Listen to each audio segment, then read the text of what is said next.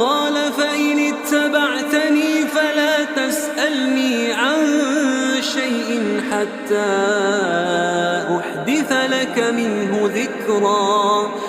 فانطلقا حتى إذا ركبا في السفينة خرقها قال أخرقتها لتغرق أهلها لقد جئت شيئا إمرا.